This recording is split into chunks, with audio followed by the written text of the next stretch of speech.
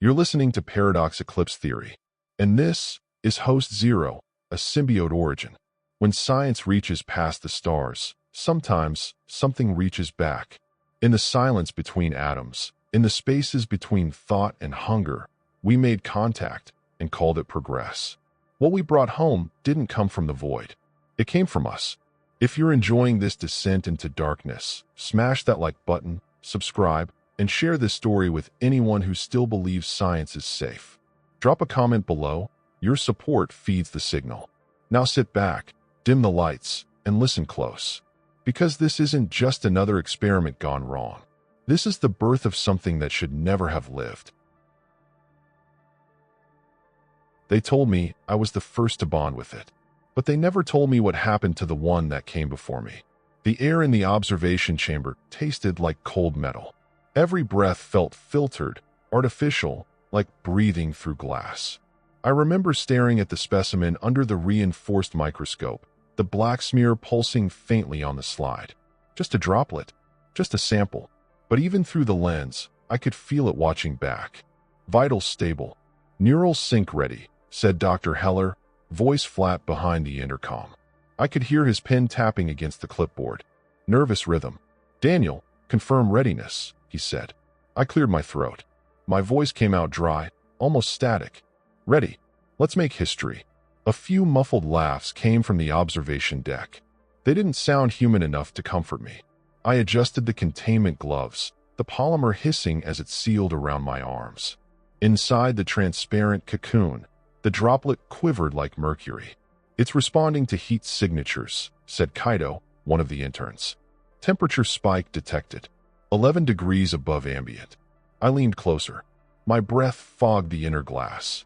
The smear moved. Not randomly. It reached toward where my breath had touched. Did you see that? Silence. Then Heller's voice again, slower this time. Proceed, Dr. Foster. I extended the microneedle, just a pinprick to draw a blood sample. Introduced the organism in controlled ratio. But the instant the needle tip grazed it, the fluid surged up the needle. A black vein crawling against gravity. What the hell? Alarm screamed before I could finish. The containment shield sealed down with a metallic shriek. Abort! Abort! But it was too late. The needle had pierced my skin. A flash of cold tore through my arm, spreading faster than my heartbeat. My veins darkened under the suit's transparent layer, spiderwebbing across my forearm like ink in water. I remember falling back against the containment wall, the world narrowing to sound, bones popping, joints tightening, muscles burning like fire under ice. Daniel, can you hear us? I tried to answer, but my throat wasn't mine anymore.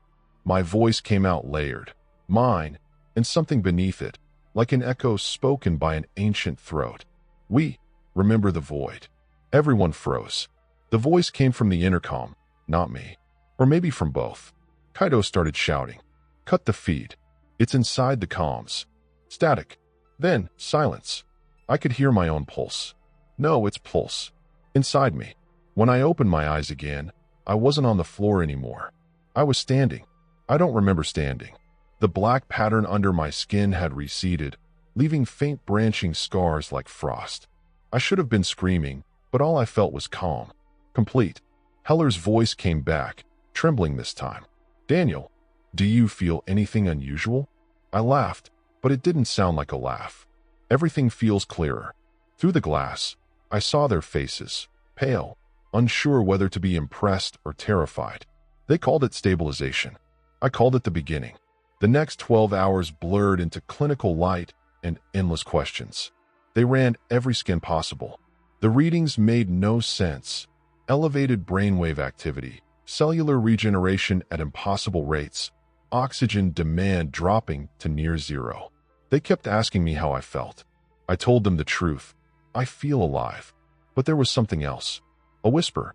Faint, constant. Like memory trying to surface. At night, when the others left, I sat alone in the observation room.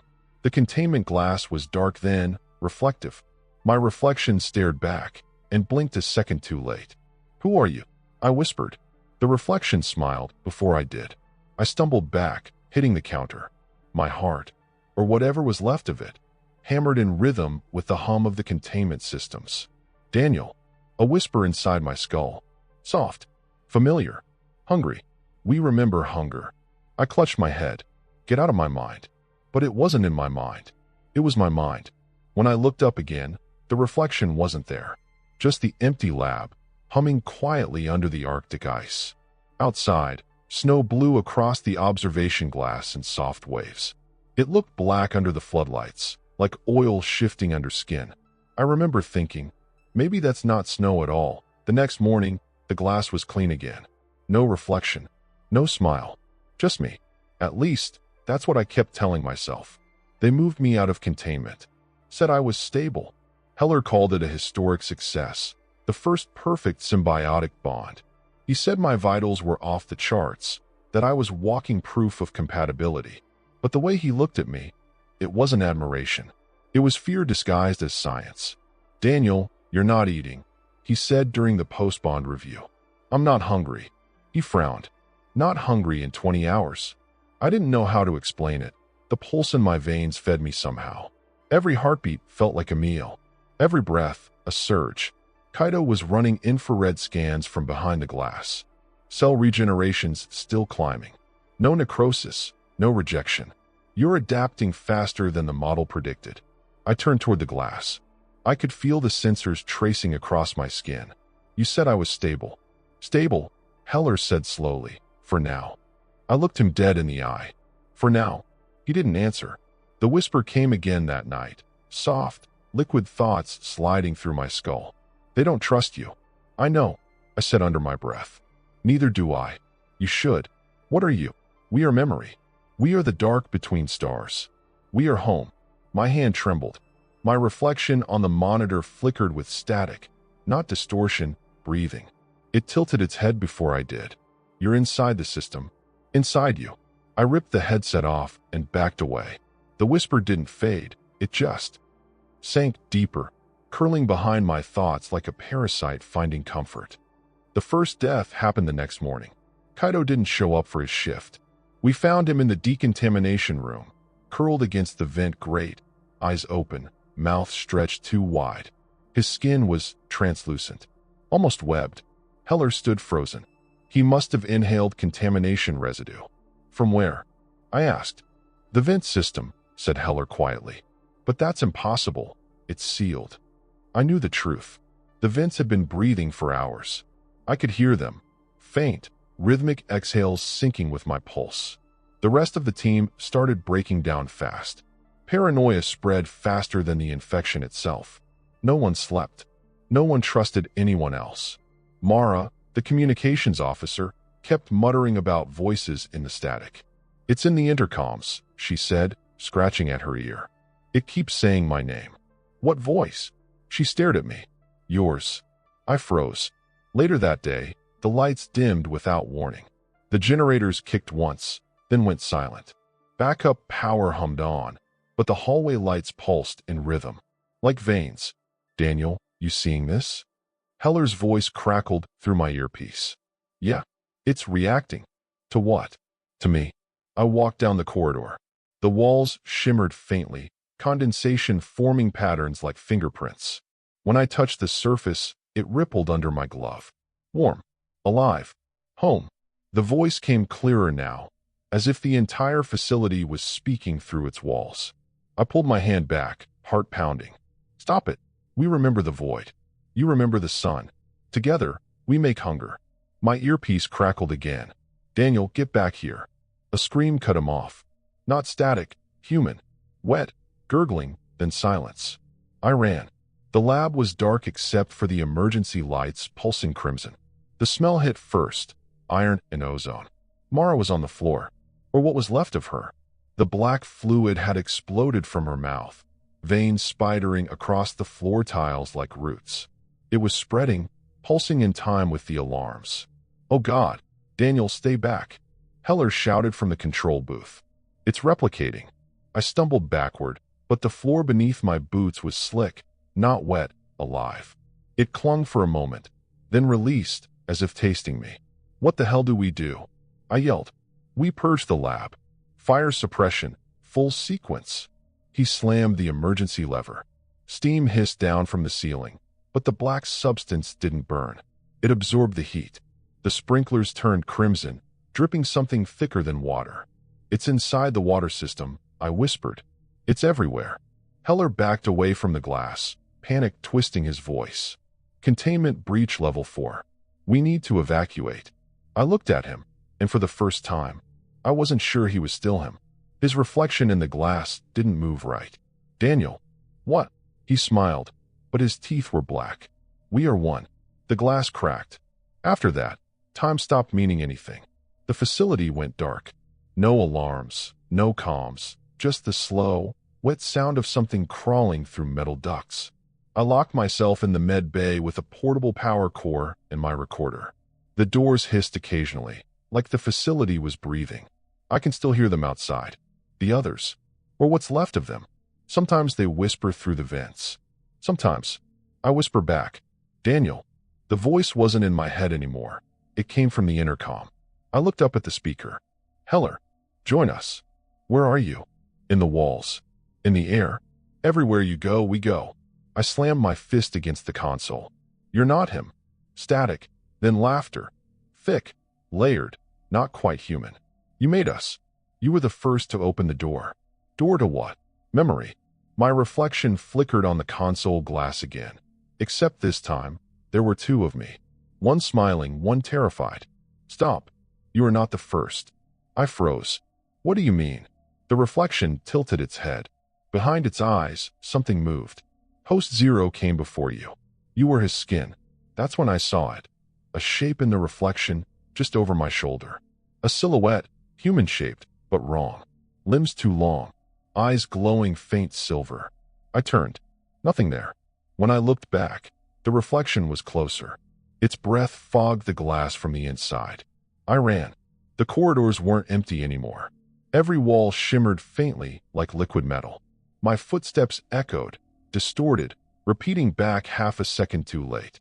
The lights overhead flickered with my heartbeat. I swear the facility was listening.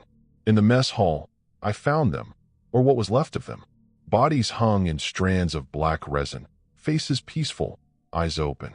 Veins connected them to the ceiling, feeding tubes for something that pulsed above like a heart.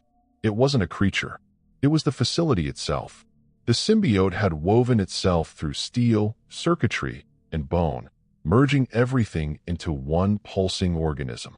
The walls moved when I breathed. Together, we live. Alone, you die. I fell to my knees, shaking. Why me? Because you opened us. Because you remembered. What are you talking about? You called us home. I pressed my hands to my ears. Stop talking. Stop pretending you are still human. The pulse inside my veins surged, and for a moment, I could see, not with eyes, but with memory. Images flooded in, cities burning under alien skies, oceans of black tendrils crawling across ancient stone. Humanity wasn't the first. We'd been here before. We were the experiment. I screamed until my throat tore. The echoes came back layered with laughter. Hours, maybe days, passed. I stopped counting. I stopped eating. The hunger came back, but not for food. For connection. Every surface vibrated faintly now, whispering. Every reflection moved when I didn't. Sometimes, I catch glimpses of myself walking in the opposite direction through glass. Sometimes, it waves. I think it's waiting for me to switch places.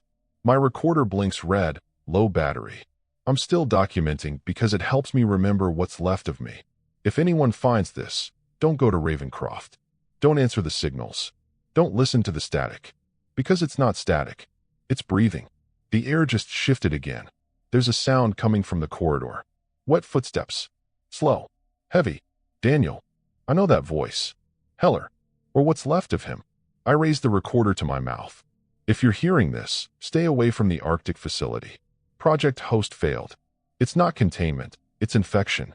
The air itself is compromised. The click. Static bursts through the speaker. We are not infection. We are evolution. The recorder vibrates in my hand. Black veins creep from the mic, wrapping around my fingers. My skin splits, but there's no blood, just shadow. God, please. You are not the first. The walls begin to breathe louder now.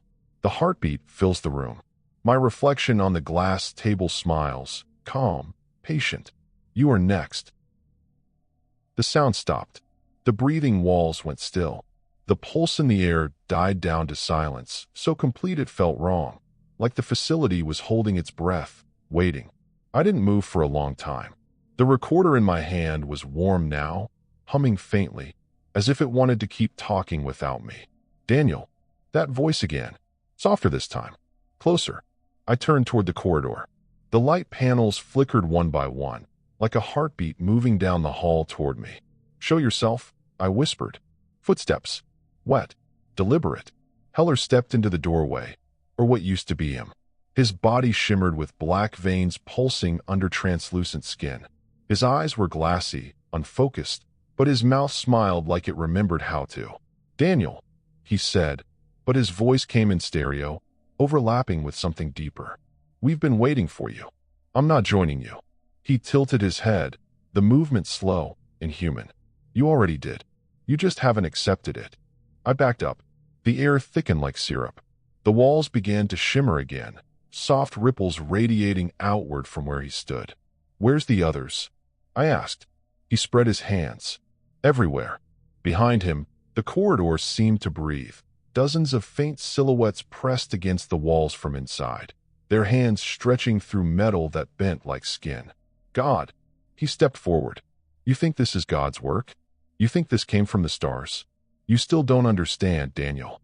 You made us. I didn't. Yes, you did. His voice shifted, splitting into two, his and mine, overlapping in perfect harmony. You built the door and called it progress. You just didn't realize what was behind it.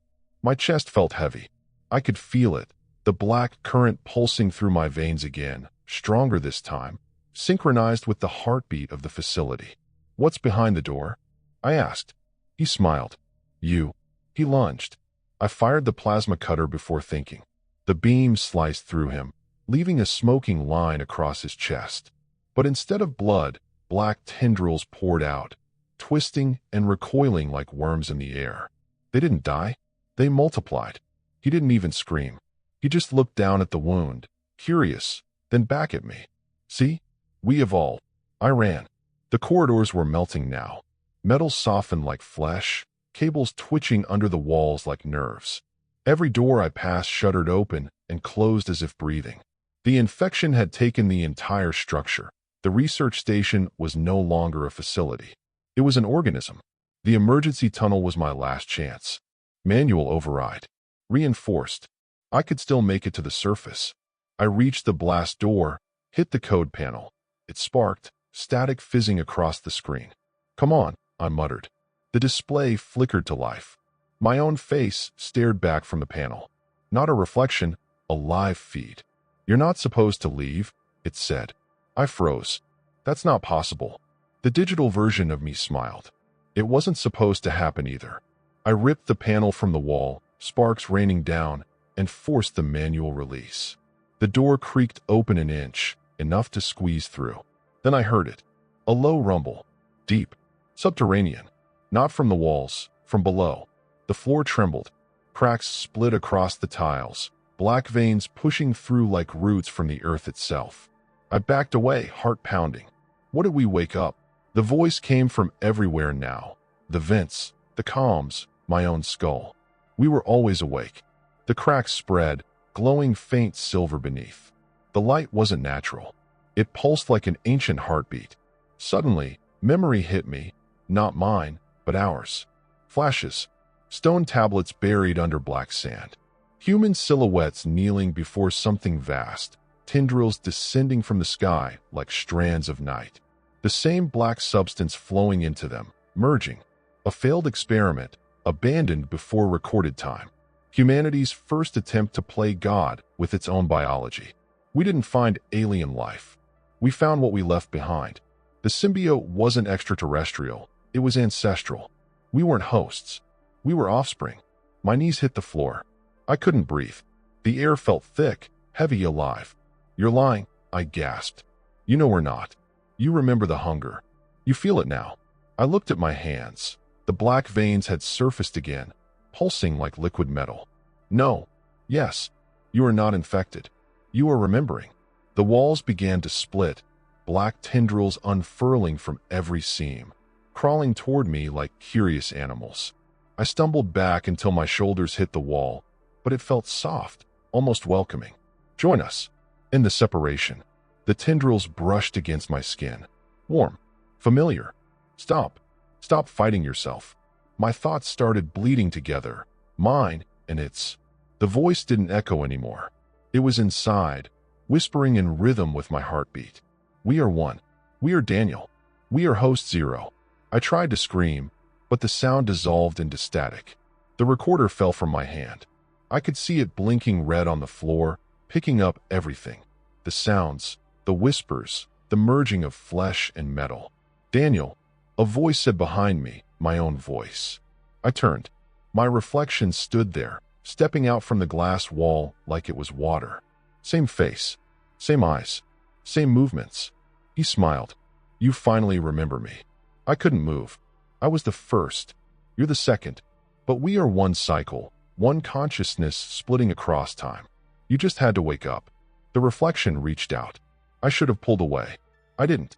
When our hands met, the surface of the world folded in on itself. Everything turned black, not darkness, but depth. Endless, infinite depth. I felt myself falling through memory, through the screams of the others, through the sound of glass breaking, through the static whisper of the universe itself. We remember the void. We remember you. When I opened my eyes again, there was no lab, no ceiling, no cold, no Arctic wind, just silence. I was standing in an endless sea of black liquid under a pale, shifting sky. The horizon pulsed faintly like a heartbeat. Every movement of the air carried whispers in 1,000 voices, all mine. I looked down at my reflection in the fluid surface. It smiled back. Then it spoke. Welcome home, Daniel. I tried to step back, but the surface rose with me, clinging to my legs, crawling up my chest. It wasn't suffocating, it was merging, accepting.